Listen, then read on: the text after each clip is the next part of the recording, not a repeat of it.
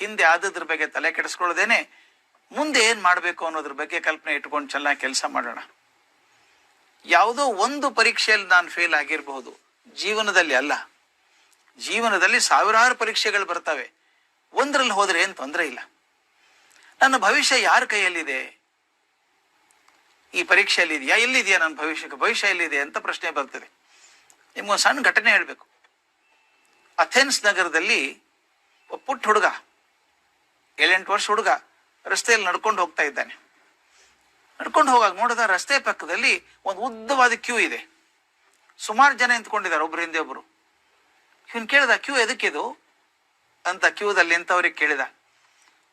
ಏನ್ ಕೊಡ್ತಾರೆ ಇಲ್ಲಿ ಅಂತ ಕೇಳಿದ. ಇಲ್ಲಿ ಏನ್ ಕೊಡಲ್ಲಪ್ಪ, ಜ್ಯೋತಿಷಿ ಬಂದಿದ್ದಾರೆ, ಕೈ ನೋಡಿ ಭವಿಷ್ಯ ಹೇಳ್ತಾರೆ, ಹಸ್ತ ಸಾಮುದ್ರಿಕರು ಅಂತ ಕರೀತಾರೆ ಅವ್ರನ್ನ, ಅವ್ರಿಗೋಸ್ಕರ ನಿಂತಿದೀವಿ, ನಮ್ಮ ಭವಿಷ್ಯ ಕೇಳಬೇಕು ಅಂತ ನಿಂತಿದ್ದೀವಿ ಅಂದ್ರು.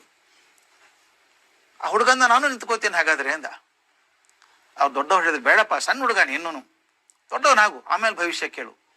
ಆ ಹುಡುಗ ಹೇಳಿದ, ದೊಡ್ಡವನಾದ್ಮೇಲೆ ಕೇಳಿ ಪ್ರಯೋಜನ ಏನು, ಈಗೇ ಕೇಳ್ಬೇಕು ನನ್ನ ಭವಿಷ್ಯ ಏನು ಅಂತ, ಅದ್ರ ಪ್ರಕಾರ ಬದಲಾಯಿಸ್ಕೋಬೇಕಲ್ಲ ಜೀವನ, ನಿಂತ್ಕೋ ಅಂದ್ರು.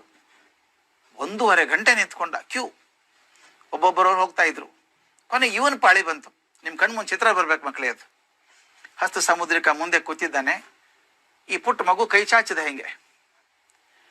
ಹಸ್ತ ಸಮುದ್ರಿಕ ಒಂದಾದ್ಮೇಲೆ ಒಂದು ಕೈ ನೋಡ್ತಾ ಇದ್ದಾನಲ್ಲ, ಇದ್ಯಾವ್ದು ಪುಟ್ಟ ಕೈ ಬಂತು. ನೋಡ್ದ, ಏ ಹುಡುಗ ಸಣ್ಣವನಪ್ಪ ನೀ ಹೋಗೋ, ದೊಡ್ಡವನಾದ್ಮೇಲೆ ಬಾ ಅಂದ. ಇವನು ಹೇಳ್ದ, ದೊಡ್ಡವನಾದ್ಮೇಲೆ ಪ್ರಯೋಜನ ಇಲ್ಲ, ತಗೊಂಡು ಏನ್ ಮಾಡಿ ದೊಡ್ಡವನಾದ್ಮೇಲೆ, ಈಗ ಹೇಳಿ ನಾನು ಮುಂದೆ ಏನಾಗ್ತೀನಿ ಅಂತ.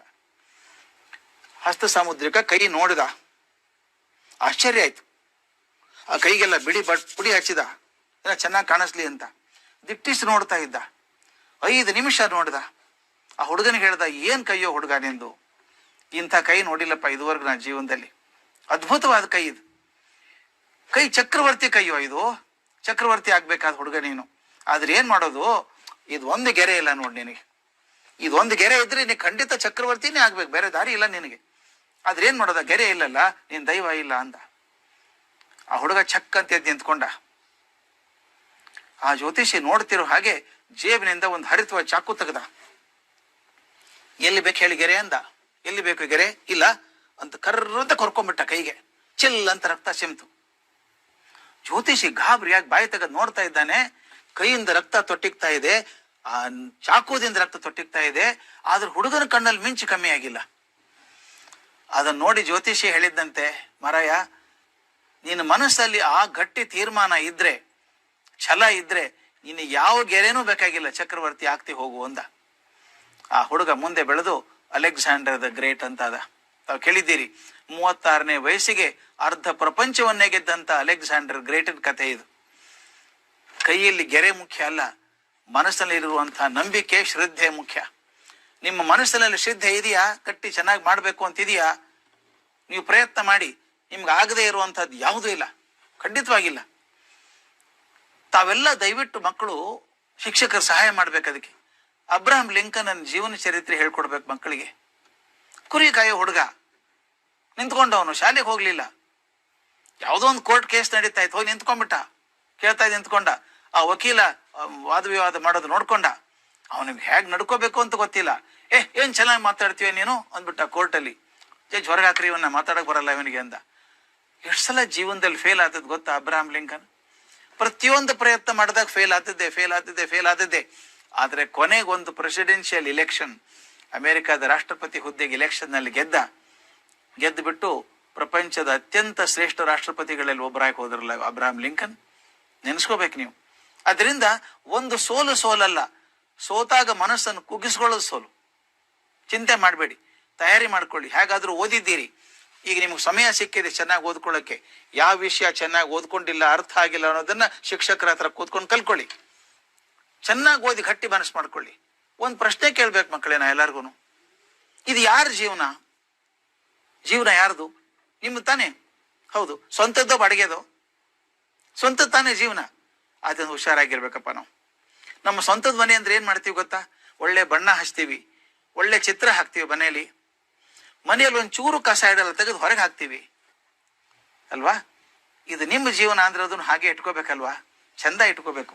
ಒಳಗಿನ ಕಸ ತೆಗೆದು ಹೊರಗಡೆ ಹಾಕ್ಬೇಕು. ನನಗೆ ಆಗೋಲ್ಲ ಅನ್ನುವಂಥ ಕಸ ಹೊರಗೆ ಹಾಕ್ಬೇಕು. ಅಯ್ಯೋ ನನ್ನ ಕಡೆಯಿಂದ ಆದೀತೆ ಅಂತ ಅಪನಂಬಿಕೆಯನ್ನು ಹೊರಗೆ ಹಾಕ್ಬೇಕು. ಅಯ್ಯೋ ನಮ್ಮಿಂದ ಏನಾದೀತು ಅಂತ ಪ್ರಶ್ನೆಗಳನ್ನು ಹೊರಗೆ ಹಾಕ್ಬೇಕು. ನನಗಾಗಲಾರ್ದು ಏನು ಯಾರಿಗಾಗಬೇಕು ಅಂತ ಹಠ ಹಿಡಿದು ಕೂತ್ಕೊಳ್ಳಿ.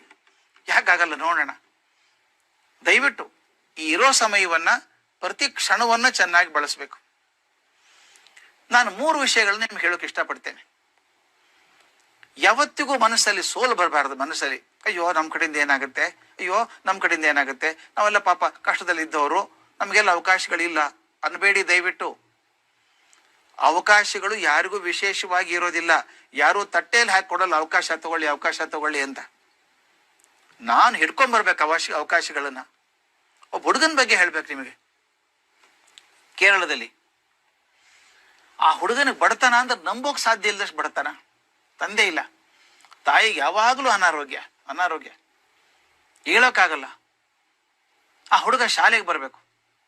ಆ ಶಾಲೆಯಲ್ಲಿ ಮೊದಲನೇ ಪೀರಿಯಡ್ ಗಣಿತ. ಆ ಟೀಚರ್ ಬಹಳ ಸ್ಟ್ರಿಕ್ಟ್ ಟೀಚರ್. ಅವರು ಸ್ವಲ್ಪ ತಡ ಮಾಡಿ ಬಂದ್ರೆ ಹೊರಗೆ ಹೋಗೋ ಅಂದ್ಬಿಡ್ತಿದ್ರು. ಈ ಹುಡುಗ ಓಡ್ಕೊಂಡು ಬಂದ ಶಾಲೆಗೆ. ಒಂದು ದಿವಸ ಶಾಲೆ ಕ್ಲಾಸ್ ಶುರು ಆಗ್ಬಿಟ್ಟಿದೆ, ಗಂಟೆ ಆಗಿದೆ. ಒಳಗಡೆ ಹೋದಾಗ ಟೀಚರ್ ಹೊರಗೆ ನಿಂತ್ಕೋ, ಒಳಗೆ ಬರಬೇಡ ಅಂದ್ರು. ಆ ಹುಡುಗ ಏನ್ ಮಾಡ್ತಾರೆ ಪಾಪ, ಆ ಕಿಟಕಿಯಲ್ಲಿ ನಿಂತ್ಕೊಂಡೆ ಒಳಗೆ ಟೀಚರ್ ಏನ್ ಬೋರ್ಡ್ ಮೇಲೆ ಬರೀತಾರೆ ಬರ್ಕೋತಾ ಇದ್ದ ಡೈರಿಯಲ್ಲಿ ಪುಸ್ತಕದಲ್ಲಿ. ಕ್ಲಾಸ್ ಮುಗಿದ್ಮೇಲೆ ಟೀಚರ್ ಹೊರಗಡೆ ಬಂದ್ರು. ಆ ಹುಡುಗನ್ ಕರೆದ್ರು, ಏನ್ ಬರ್ಕೊಂಡಿದ್ದಿ ತೋರ್ಸೋ ಅಂದ್ರು. ನೋಡಿದ್ರೆ ಮೇಷ್ಟ್ರಿಗೆ ಆಶ್ಚರ್ಯ ಆಯ್ತು. ಒಳಗಡೆ ಕೂತ್ಕೊಂಡೋರ್ಗಿಂತ ಚೆನ್ನಾಗಿ ಬರ್ಕೊಂಡಿದ್ದಾನೆ ಹುಡುಗ. ಇಷ್ಟ ಆಸಕ್ತಿ ಇದೆಯಲ್ಲ ಹುಡುಗನಿಗೆ, ಯಾಕೋ ತಡ ಮಾಡಿ ಬರ್ತೀವಲ್ಲ ದಿನ ನೀನ್ ಕ್ಲಾಸ್ಗೆ ಅಂತ ಕೇಳಿದ್ರು. ಆ ಹುಡುಗ ಅಳ್ತಾ ಹೇಳಿದ, ಸರ್ ನಮ್ಮ ಅಮ್ಮನಿಗೆ ಹೇಳೋಕೆ ಆಗಲ್ಲ ಸರ್, ನಮ್ಮನ್ನು ಯಾರು ಮುಟ್ಸ್ಕೊಳ್ಳಲ್ಲ ಸರ್. ನಾನು 3 ಮೈಲಿ ದೂರ ಇರೋ ಬಾವಿಗೆ ಹೋಗ್ಬಿಟ್ಟು ನೀರು ಎಳ್ಕೊಂಡ್ ಬರ್ಬೇಕು ಸರ್. ಬಂದು ಮನೇಲಿಟ್ಟು ಅಮ್ಮನಿಗೆ ಅಡಿಗೆ ಮಾಡಿ ಆಕೆಗಿಟ್ಟು ನಾನು ಡಬ್ಬ ತುಂಬ್ಕೊಂಡು ಓಡಿ ಬರ್ಬೇಕು ಸರ್. ನಮ್ಮ ಮನೆಯಿಂದ ಬಸ್ ಇಲ್ಲ, 3 ಕಿಲೋಮೀಟರ್ ದೂರ ಇದೆ ಮನೆ ನಂದು, ಓಡ್ಕೊಂಡ್ ಬರ್ತೀನಿ, ಹೀಗಾಗಿ ಒಂದಿಷ್ಟು ಲೇಟ್ ಆಗುತ್ತೆ ಸರ್ ಅಂದ. ಮೇಷ್ಟ್ರು ಬೆನ್ ತಟ್ಟಿದ್ರು, ಚಿಂತೆ ಮಾಡ್ಬೇಡ ಕಣೋ, ನಾಳೆಯಿಂದ ಲೇಟಾಗಿ ಬಂದ್ರು ಒಳಗಡೆ ಬಂದು ಕೂತ್ಕೊ ನೀನು. ಆಮೇಲೆ ಶಾಲೆ ಬಿಟ್ಟ ಮೇಲೆ ನನ್ನ ಹತ್ರ ಕೂತ್ಕೋ, ಒಂದು ಅರ್ಧ ಗಂಟೆ 3/4 ಗಂಟೆ ನಾನು ಹೇಳ್ಕೊಡ್ತೀನಿ ಅಂತ ವಿಶೇಷವಾಗಿ ಹೇಳ್ಕೊಟ್ರು ಹುಡುಗನಿಗೆ. ಆ ಹುಡುಗ ಬೆಳೆದ, ಕಾಲೇಜಿಗೆ ಹೋದ. ನಿಮಗೆಲ್ಲ ಗೊತ್ತಿದೆ IFS ಅಂತಿದೆ, ಇಂಡಿಯನ್ ಫಾರಿನ್ ಸರ್ವಿಸ್ ಅಂತ. ಆ ಪರೀಕ್ಷೆ ಪಾಸ್ ಆದ, ಬುದ್ಧಿವಂತ ಅನ್ಸ್ಕೊಂಡ. ಅಮೆರಿಕೆಯಲ್ಲಿ ಭಾರತದ ರಾಯಭಾರಿ ಆದ, ಮುಂದೆ ಭಾರತದ ಉಪರಾಷ್ಟ್ರಪತಿ ಆದ, ಮುಂದೆ ಭಾರತದ ರಾಷ್ಟ್ರಪತಿ ಆದ್ರು. ಯಾರು ಗೊತ್ತಾ? KR ನಾರಾಯಣನ್. ಕೇಳಿದ್ದೀರಲ್ಲ, ಗೊತ್ತಿಲ್ಲ. KR ನಾರಾಯಣನ್ ಬಡತನದ ಬೆಂಕಿಯಲ್ಲಿ ಬಂದಂಥವ್ರು. ಆದ್ರೆ ಅವಕಾಶ ಇಲ್ಲ ಅಂತ ಕೈ ಕಟ್ಕೊಂಡು ಕೂಡ್ಲಿಲ್ಲ. ಅವಕಾಶಗಳನ್ನು ಯಾರು ಕೊಡೋದಿಲ್ಲ, ನಾವಾಗಿ ಹುಡ್ಕೋಬೇಕಾಗತ್ತೆ. ಆದ್ರಿಂದ ಒಂದು ತೀರ್ಮಾನ ಮಾಡ್ಕೊಳ್ಳಿ. ವಿವೇಕಾನಂದರು ಬಹಳ ಚಂದ ಹೇಳ್ತಾರೆ, ಪ್ರಪಂಚದ ಯಾವ ಶಕ್ತಿ ಕೂಡ ನಿಮ್ಗೆ ಅರ್ಹತೆ ಇರೋದನ್ನು ತಪ್ಪಿಸೋಕ್ ಸಾಧ್ಯ ಇಲ್ಲ. ತಪ್ಪಿಸಿದ್ರೆ ಅರ್ಹತೆ ಬೆಳೆಸ್ಕೋಬೇಕು ಅಂತ ಅಷ್ಟೇನೆ. ಅದರಿಂದ ಈ ಸಮಯವನ್ನ ಚೆನ್ನಾಗಿ ತಯಾರು ಮಾಡ್ಕೊಂಡು ಬಳಸ್ಕೊಳ್ಳಿ. ಓದೋದು ಹೇಗೆ ಓದ್ಬೇಕೀಗ? ನಿಮ್ಗೆ ಓದೋದ್ ಬಗ್ಗೆ ಗೊತ್ತಿದೆ, ಹೇಗೆ ಓದ್ಬೇಕು ಅಂತ ಗೊತ್ತಿದೆ. ದಯವಿಟ್ಟು ಚೆನ್ನಾಗಿ ಪ್ಲಾನ್ ಮಾಡ್ಕೊಳ್ಳಿ ಓದೋದನ್ನ. ನಾವೊಂದು ಹೇಳ್ಕೊಡ್ತೀನಿ, ಆ ರೀತಿ ಪ್ಲಾನ್ ಮಾಡಿ. ಖಂಡಿತವಾಗಿಯೂ ಏನೂ ಕಷ್ಟ ಆಗಲ್ಲ. ಒಂದು ಟೈಮ್ ಟೇಬಲ್ ಮಾಡ್ಕೋತೀರಾ ಓದೋದಕ್ಕೆ? ಮಾಡಿರ್ತೀರಿ ಸಾಮಾನ್ಯವಾಗಿ, ನನಗೆ ಗೊತ್ತು. ಹುಡುಗರೆಲ್ಲ ತುಂಬಾ ಚಂದ ಟೈಮ್ ಟೇಬಲ್ ಮಾಡೋದಕ್ಕೆ ಭಾರಿ ಉತ್ಸಾಹ ಇರುತ್ತೆ. ಅದೆಲ್ಲ ಬಣ್ಣ ಗಿಣ್ಣ ಕೊಟ್ಟು ಎಲ್ಲ ಸಬ್ಜೆಕ್ಟ್ಸ್ ಎಲ್ಲ ಹಾಕಿ ಗೋಡೆ ಗಂಟಿಸ್ಬಿಡೋದು, ಅಲ್ಲಿವರೆಗೂ ಉತ್ಸಾಹ. ಆಮೇಲೆ ಟೈಮ್ ಟೇಬಲ್ ತಾನೇ ಓದ್ಕೋತಾ ಇರುತ್ತೆ. ಹಾಗಾದ್ರೆ ಪ್ರಯೋಜನ ಇಲ್ಲ. ಟೈಮ್ ಟೇಬಲ್ ಮಾಡ್ಕೊಳ್ಳಿ, ಟೈಮ್ ಟೇಬಲ್ ಪಾಲಿಸ್ಬೇಕು. ಕೆಲವರು ಏನ್ ಮಾಡ್ತಾರೆ ಗೊತ್ತಾ, ಬೆಳಿಗ್ಗೆ ಹೇಳ್ಬೇಕು ಅಂತ ಹುಚ್ಚು. ಬೆಳಿಗ್ಗೆ 4:15 ಎದ್ದು ಬಿಡೋಣ ಅಂತ ಎದ್ಬಿಟ್ಟು ಕೂಡೋದು. ಎಲ್ಲಿ ಕೂಡೋದು? ಹಾಸಿಗೆ ಮೇಲೆ ಕೂತ್ಕೊಳ್ಳೋದು, ಓದೋಕ್ ಶುರು ಮಾಡೋದು. ಬೆನ್ನು ಇಲ್ವಾ? ತಲೆದಿಂಬನ್ನು ಗೋಡೆಗೆ ಆಣಿಸ್ಕೊಂಡು ಕೂತ್ಕೊಂಡ್ರೆ ಸ್ವಲ್ಪ ಆರಾಮಾಗಿರ್ತದೆ ಅಂತ. ಆಮೇಲೆ ಕಾಲು ಜೋಮ್ ಹಿಡಿತದಲ್ಲ, ಕಾಲು ಚಾಚ್ಕೋಬೇಕು. ಸ್ವಲ್ಪ ಚಳಿ ದಿವಸ ಆ ಚಾದರನ್ನು ಸ್ವಲ್ಪ ಕಾಲ್ ಮೇಲೆ ಎಳ್ಕೋಬೇಕು, ಚಳಿ ಇರುತ್ತಲ್ಲ. ಆಮೇಲೆ ಕೂತ್ಕೊಂಡಾಗ ಹಾಗೆ ಸ್ವಲ್ಪ ಜರ್ದು ಕೆಳಗಡೆ ಹೋಗಿ ಮಲ್ಕೊಂಡು ಓದೋದು. ಆಮೇಲೆ ಪುಸ್ತಕ ತಾನೇ ಓದ್ತಾ ಇರುತ್ತೆ, ನೀವೇನು ಓದೋದಿಲ್ಲ ಅದನ್ನು. ಇದಲ್ಲ ಇದು. ಮನೇಲಿ ಒಂದು ಜಾಗ ಗೊತ್ತು ಮಾಡ್ಕೊಳ್ಳಿ. ಟೇಬಲ್ಲು ಚೇರು ಬೇಕು ಅಂತಿಲ್ಲ, ಯಾವುದೋ ಒಂದು ಮೂಲೆಯಲ್ಲಿ ಶಾಂತವಾಗಿರೋ ಜಾಗವನ್ನ ಇಟ್ಕೊಳ್ಳಿ. ಓದ್ಬೇಕಾದ್ರೆ ಹೇಗೆ ಓದ್ಬೇಕು ಅಂತ ಮನಸ್ಸಲ್ಲಿ ಇಟ್ಕೊಳ್ಳಿ, ಮರಿಬೇಡಿ ಇದನ್ನ. ಟೈಮ್ ಟೇಬಲ್ ಯಾವತ್ತು ಕೆಲವು ಹೇಳ್ತಾರೆ, ನಿನ್ನೆ ರಾತ್ರಿ 3 ಗಂಟೆವರೆಗೆ ಓದ್ಬಿಟ್ಟೆ, ಏನು ಪ್ರೈಸ್ ಕೊಡಲ್ಲ ಅದಕ್ಕೆ, ಕರೆಂಟ್ ವೇಸ್ಟ್ ಆಯ್ತು ಅಷ್ಟೇನೆ. 3 ಗಂಟೆ ಓದ್ದೆ, 4 ಗಂಟೆ ಓದ್ದೆ, ಆರೋಗ್ಯ ಕೆಡಿಸ್ಕೋಬೇಡಿ. ಓದೋದನ್ನ ಯಾವತ್ತು 40 ನಿಮಿಷ ಇಟ್ಕೋಬೇಕು ನೀವು ಟೈಮ್ ಟೇಬಲ್ ಅಲ್ಲಿ. ಯಾವುದೋ ವಿಷಯ ಬೆಳಿಗ್ಗೆ ನಾನು 5 ಗಂಟೆಗೋ 6 ಗಂಟೆ ಯಾವುದೋ ಟೈಮ್ ಇಟ್ಕೊಂಡಿದ್ದೀರಿ, 40 ನಿಮಿಷ ಮಾತ್ರ. ಹೇಗೆ ಓದ್ಬೇಕು ಗೊತ್ತಾ? ಆ ಪುಸ್ತಕ ತಗೊಂಡು ಯಾವ ಪಾಠ ಓದ್ತೀರಿ ಅನ್ನೋದು ನೆನ್ಪಿಟ್ಕೋಬೇಕು. ಸ್ವಚ್ಛ ಮುಖ ತೊಳ್ಕೊಂಡು ಫ್ರೆಶ್ ಆಗ್ಬೇಕು. ಫ್ರೆಶ್ ಆಗಿ ಕೂತ್ಕೊಂಡು 40 ನಿಮಿಷ ಏಕಾಗ್ರವಾಗಿ ಓದಿ. 40 ನಿಮಿಷ ಓದಿದ್ದ ಪುಸ್ತಕ ಮುಚ್ಚಿಡ್ಬೇಕು. ಈ ಸ್ಟೆಪ್ಸ್ ನೆನ್ಪಿಡ್ಬೇಕು, ಮರಿಬಾರ್ದು. 40 ನಿಮಿಷ ಓದ್ಬೇಕು ಏಕಾಗ್ರದಿಂದ. ಆಮೇಲೆ ಪುಸ್ತಕ ಮುಚ್ಚಿಟ್ಟು ಏನ್ ಮಾಡ್ಬೇಕು ಗೊತ್ತಾ, ಕಣ್ಣು ಮುಚ್ಚಿ ಏನು ಓದಿದೆ ಅಂತ ನೆನೆಸ್ಕೋಬೇಕು. ಮೊದಲನೇ ಪಾಯಿಂಟ್ ಏನಿತ್ತು ಪುಸ್ತಕದಲ್ಲಿ, ಎರಡನೇದ್ದೇನಿತ್ತು, ಮೂರನೇದ್ದೇನಿತ್ತು, ನಾಲ್ಕನೇದೇನಿತ್ತು ಅಂತ ನೋಡ್ಕೋಬೇಕು. ಆಗೇನಾಗತ್ತೆ ಗೊತ್ತಾ, ಮೊದಲನೇ ಪಾಯಿಂಟ್ ನೆನಪಿರ್ಬೋದು, ಎರಡನೇದು ನೆನಪಿದೆ, ಮೂರನೇದು ಮರೆತು ಹೋಗಿದೆ. ಈ ಮೂರನೇದು ಏನದು, ತಕ್ಷಣ ಪುಸ್ತಕ ತೆಗೆದು ನೋಡ್ಬೇಡಿ. ಪುಸ್ತಕ ಮುಚ್ಚಿಟ್ಟಿದ್ದೀರಿ, ಕಣ್ಣು ಮುಚ್ಚಿ ನೆನೆಸ್ಕೋತಾ ಇದ್ದೀರಿ, 1, 2 ಇರ್ಬೇಕಾದ್ರೆ ಮೂರನೇದು ಏನು ಇರಬೇಕು ಅಂತ ಸ್ವಲ್ಪ ಬುದ್ಧಿ ಮೇಲೆ ಪ್ರೆಷರ್ ಹಾಕಿ. ನೆನಪಾಗಲಿಲ್ಲ ಅಂದ್ರೆ ಪುಸ್ತಕ ತೆಗೆದು ನೋಡಿ. ನೋಡಿದ್ಮೇಲೆ ಏನ್ ಮಾಡ್ಬೇಕು ಗೊತ್ತಾ, ಒಂದು ಪೇಪರಲ್ಲಿ ಬರಿಬೇಕು, ಏನು ಓದಿದೆ ಅಂತ ಬರಿಬೇಕು. ಪಾಯಿಂಟ್ 1, ಪಾಯಿಂಟ್ 2, ಪಾಯಿಂಟ್ 3, ಪಾಯಿಂಟ್ 4 ಏನಿದೆ ಎಲ್ಲ ಬರಿಬೇಕು. ಯಾಕೆ ಗೊತ್ತಾ ಮಕ್ಕಳೇ, ಒಂದು ಸಲ ಬರೆಯೋದು ಅಂದ್ರೆ 4 ಸಲ ಓದಿದ ಹಾಗೆ. ಮಾತಾಡೋದು ಸುಲಭ, ಓದಿದೆ ಅನ್ಕೊಂಡ್ಬಿಡ್ತೀವಿ, ಅದನ್ನು ಬರುತ್ತ ತೆಗೆದಾಗ ಸ್ಪಷ್ಟ ಆಗತ್ತೆ. ಎಷ್ಟೋ ಜನ ಮಕ್ಕಳು ಗಣಿತ ಕೂಡ ಓದ್ತಾರೆ, ಬರೆಯೋಲ್ಲ. ಬರಿಬೇಕು. ಎಷ್ಟು ಸಲ ಬರಿತೀರೋ ಅಷ್ಟು ಒಳ್ಳೇದು. ಒಂದು ಸಲ ಬರದಾಗಿರುತ್ತೆ. ಇನ್ನೊಂದು ಹೇಳ್ಬಿಡ್ಲಾ, ನಿಮ್ಮಲ್ಲಿ ಅದು ತೂಗು ಹಾಕೋ ಬೋರ್ಡ್ ಇದ್ರೆ ನೋಡಿ ಮನೆಯಲ್ಲಿ, ಗೊತ್ತಲ್ಲ, ಚಾರ್ಟ್ ಅಂತಿರುತ್ತೆ, ಬ್ಲ್ಯಾಕ್ ಚಾರ್ಟ್, ರೈಟಿಂಗ್ ಬೋರ್ಡ್ ಅಂತಿರ್ತದೆ, ರೋಲ್ ಅಪ್ ಬೋರ್ಡ್ ಅಂತ ಕರಿತೀವಿ ಅದನ್ನ. ಆ ಥರದ್ದಿದ್ರೆ ಬಹಳ ಒಳ್ಳೇದು. ಇದಿದ್ರೆ ಅದಕ್ಕಿಂತ ಒಳ್ಳೇದಂದ್ರೆ ಸ್ಲೇಟು ಬಳಪ. ಸ್ಲೇಟ್ ಬಳಪಕ್ಕೆ ಏನೂ ಕಷ್ಟ ಆಗಲ್ಲ, ಎಲ್ಲ ಕಡೆ ಸಿಗ್ತದೆ. ಸ್ಲೇಟ್ ಬಳಪ ಇಟ್ಕೊಳ್ಳಿ, ಅದೇನು ನಾಚಿಕೆ ಇಲ್ಲ ಸ್ಲೇಟ್ ಬಳಸೋದಕ್ಕೆ. ನಾನು ನಮ್ಮ ಅಕ್ಕ ನಾವು MSc ಮಾಡೋ ತನಕ ಸ್ಲೇಟ್ ಬಳಪದಲ್ಲೇ ಬರೆದದ್ದು. ನನ್ನ ಅಕ್ಕ ಆಕೆ ಅಂತ ಬುದ್ಧಿವಂತ ನಾನು ಜಗತ್ತಲ್ಲಿ ಎಲ್ಲೂ ನೋಡಲಿಲ್ಲ. ನಾನು ಸಾಕಷ್ಟು ಸುತ್ತಿದ್ದೀನಿ ಜಗತ್ತು. SSLC ಇಂದ MSc ವರೆಗೂ ಫಸ್ಟ್ ರ್ಯಾಂಕ್ ಆಕೆ ಥ್ರೂಔಟ್. ಆಕೆ ಯಾವಾಗಲೂ ಸ್ಲೇಟ್ ಬಳಪನೇ ಬರಿಬೇಕು, ಬಳಪಲ್ಲೇ ಬರಿಬೇಕು. ನಮ್ಮ ತಂದೆ ಕೇಳೋರು, ಯಾಕೆ ಪೇಪರಲ್ಲಿ ಬರೆಯಲ್ಲ ಅಂತ. ಆಕೆ ಹೇಳಿದ್ದೀವಿ ಪ್ರಯೋಜನ ಆಗುತ್ತೆ. ಆಕೆ ಹೇಳೋಳು, ಒಂದು ಸ್ಲೇಟನ್ನ ನಾನು 5 ನಿಮಿಷದಲ್ಲಿ ಬರೆಯೋದ್ರೆ, ಒಂದು ಸ್ಲೇಟ್ ಪೂರ್ತಿ 5 ನಿಮಿಷ ಬೇಕಾದ್ರೆ ಬರೆಯೋದಕ್ಕೆ, ನೋಡಿ ಘರ್ಷಣೆ ಇರುತ್ತೆ ಬರಿಬೇಕಾದ್ರೆ, ಬಳಪಕ್ಕೂ ಸ್ಲೇಟು ಘರ್ಷಣೆ ಇರ್ತದೆ. 5 ನಿಮಿಷದಲ್ಲಿ ಒಂದು ಸ್ಲೇಟ್ ಬರೆದ್ರೆ ಪೇಪರಲ್ಲಿ ಬರೆಯೋಕೆ ಹೋದಾಗ 3 ನಿಮಿಷದಲ್ಲಿ ಮುಗಿದು ಹೋಗುತ್ತೆ. ವೇಗ ಜಾಸ್ತಿ ಆಗುತ್ತೆ, ಅಕ್ಷರ ದುಂಡಗಾಗತ್ತೆ, ಮತ್ತು ಬರೆದಷ್ಟು ವಿಚಾರ ಸ್ಪಷ್ಟ ಆಗುತ್ತೆ. ಆದ್ರಿಂದ ದಯವಿಟ್ಟು ನಿಮ್ಮಲ್ಲಿ ರೋಲ್ ಅಪ್ ಬ್ಲ್ಯಾಕ್ ಬೋರ್ಡ್ ಇದ್ರೆ ಎದ್ದು ನಿಂತ್ಕೊಂಡು ಶಾಲೆಯಲ್ಲಿ ಮಾಸ್ಟರ್ ಹೆಂಗ್ ಪಾಠ ಮಾಡ್ತಾರಲ್ಲ ಹಾಗೆ ಬರಿಬೇಕು. ಕೂತ್ಕೊಂಡು ನಿಂತ್ಕೊಂಡ ರಕ್ತ ಚಲನೂ ಚೆನ್ನಾಗಿರ್ತದೆ. ಆ ಸ್ಲೇಟಲ್ಲಿ ಬರೀರಿ, ಸ್ವಲ್ಪ ಬರೀರಿ. ಒಂದ್ಸಲ ಬರೆದ್ಮೇಲೆ ಇನ್ನೂ ನೆನಪಾಗ್ಲಿಲ್ಲ ಅಂತ ಇಟ್ಕೊಳ್ಳಿ, ಅವಾಗ ಏನ್ ಮಾಡ್ಬೇಕು, ಮೊದಲು 40 ನಿಮಿಷ ಓದಿದ್ದಾಯ್ತು, ನೆನಪು ಮಾಡ್ಕೊಂಡದ್ದಾಯ್ತು, ಬರೆದದ್ದಾಯ್ತು.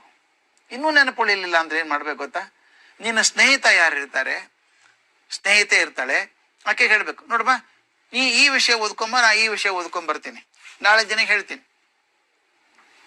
ಎದುರಿಗೆ ಭೇಟಿ ಆಗೋ ಅವಕಾಶ ಇದ್ರೆ ಸರಿ, ಇದ್ರ ಫೋನಲ್ಲಿ ಹೇಳ್ಬೇಕು, ನಾನು ಓದಿದ್ದನ್ನು ಹೇಳ್ತೀನಿ ಕೇಳು, ನೀವು ಸುಮ್ಮನೆ ಕೇಳ್ತಾ ಇರ್ಬೇಕು ನಾ ಹೇಳಿದ್ದನ್ನ. ಮಕ್ಕಳಿಗೆ ನಿಮ್ಗೆ ಗೊತ್ತಿರ್ಬೇಕು, ನಮ್ಮ ಶಿಕ್ಷಕರೆಲ್ಲ ಒಪ್ಕೋತಾರೆ ನಾನು ಹೇಳಿದ ಮಾತನ್ನ.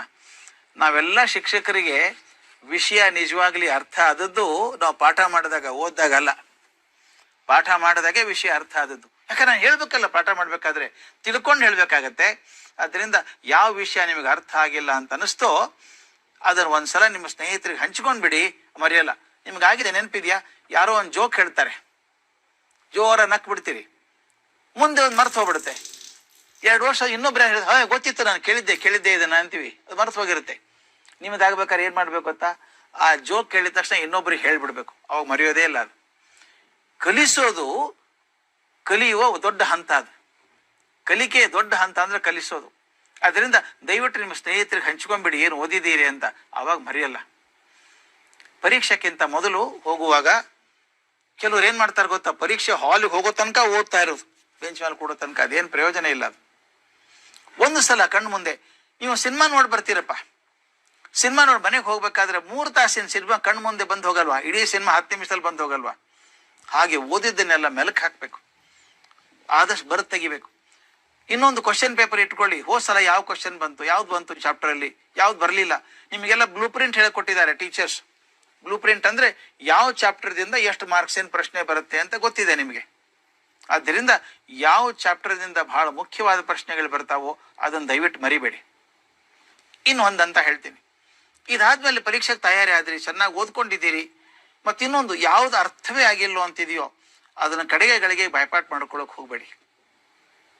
ಬಾಯ್ಪಾಟ್ ಮಾಡಿದ್ರೆ ಇದ್ದದ್ದು ಮರ್ತು ಹೋಗುತ್ತೆ.